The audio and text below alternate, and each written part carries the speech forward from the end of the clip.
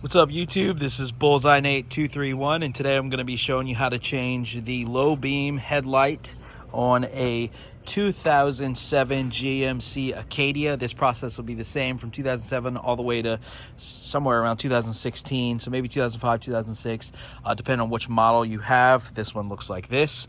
And so if you are trying to change your headlight, this will be the same for the driver's side, for the passenger side, but today I'm going to be showing you how to do the passenger side because that's the one that's actually burnt out.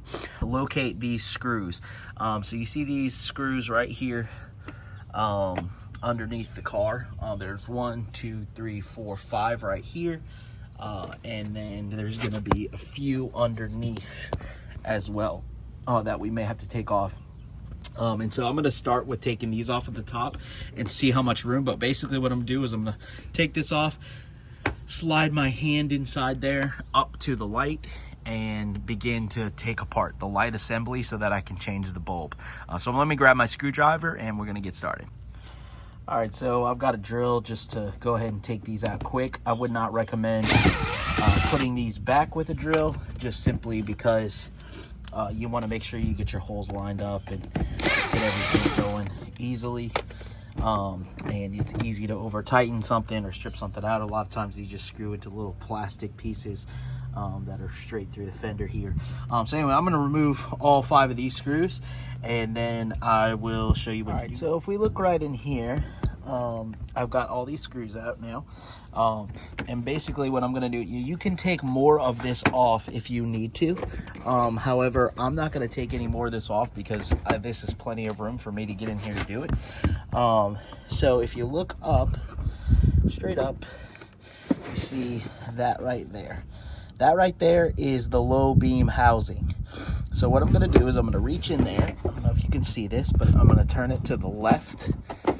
And you can see that just came off. All right, so get that out of there. So this is what the housing looks like. And this is just a water shield for the bulb itself to make sure that the bulb doesn't get wet, and it's got this little rubber seal on it. Make sure you keep water out of there coming up in the wheel well. So the next part is the actual bulb. So as you see the wires right there. That is the bulb. So it's going to be the same thing. I'm going to reach in there. I'm going to twist it. I'm going to try to film it. Hopefully you'll be able to see it.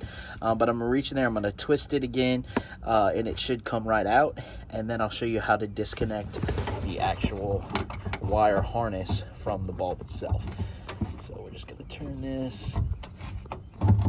Again, that is turning counterclockwise as well. Hopefully you can see this.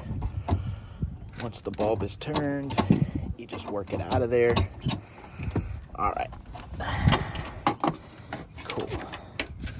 Okay, now you can see we have the bulb for the low beam. And I am going to get the new bulb and show you how to pop it in. But the way you take this out is you see this clip on the back. You push down right here on the back, you push down right here, and that releases the bulb. So I need 2 hands in order to do this. So I'm gonna do that real quick. All right, so this is what the bulb looks like once you have it out. This is a H11 low beam bulb. So I'm gonna grab my H11 and show you how to put it back in. Also want to make note, don't touch these bulbs. It's good practice just not to touch them. But that affects the life and longevity of the bulb, so please be sure not to touch the bulb. Some people put gloves on to make sure that doesn't happen. And so anyway, I'm gonna get an H11 and that will show you how to put it back in. All right, so we got our brand new H11. So I'm gonna go ahead and put this back in the wire harness. I may need 2 hands to do this, so I'm probably gonna have to get the camera, drop the camera. But what I'm gonna do is I'm just gonna grab the wire harness and I'm gonna plug it straight back into here. And then I'll film trying to reach back up, put it in. And when you put the bulb in, you're gonna kind of rotate it a little bit till it kind of goes in. If you see these little metal notches on here, so we're just gonna kind of feel where it locks in, and then once it locks in, it pushes through, and then it turns, and that's what holds it in place. So we're gonna find where it's at. It's gonna feel like it pushes in, and then we're gonna turn it till it locks. and basically it locks between this rubber grommet and this piece of metal here. So anyway, go ahead and plug it in the wire harness and then show you how to do what's next. All right, so now that we got the bulb in the wire harness, I'm gonna go ahead and put it back in the socket. So I'm just gonna kind of feel around. All right, so initially I felt it go in, and then I'm gonna kind of lightly rotate the bulb until I can find its sweet spot where it actually goes back into the socket. All right, now that we got the new bulb secured in place, we're gonna go ahead and put this cover back on.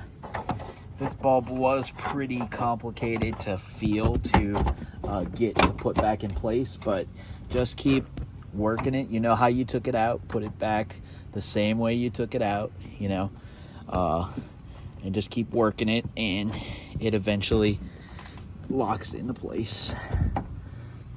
All right, so we got the canister back on. Make sure that's nice and tight because that's what keeps the water out of the light. Hopefully you can see that. It does scratch you up pretty good, and this inside fender well is pretty sharp. But again, I only had to take out 1, 2, 3, 4, 5 screws in order to get this to be done. So now I'm going to go ahead and run these screws back in place. All right, we got all the screws back in. We're going to turn on the headlight and make sure everything works. All right, as you can see, the bulb is now working. Again, that's the low beam. This will be the same for the passenger side and the driver side. So if you have an either one, this process will be the same. You just turn the wheel the opposite way so that the tire would be facing in rather than out. But I hope this video was helpful. Feel free to comment if you have any questions. Hopefully you're able to save some money and do this bulb change yourself now that you know how to do it. Thanks for watching. Don't forget to like and subscribe to my channel for more how-to videos.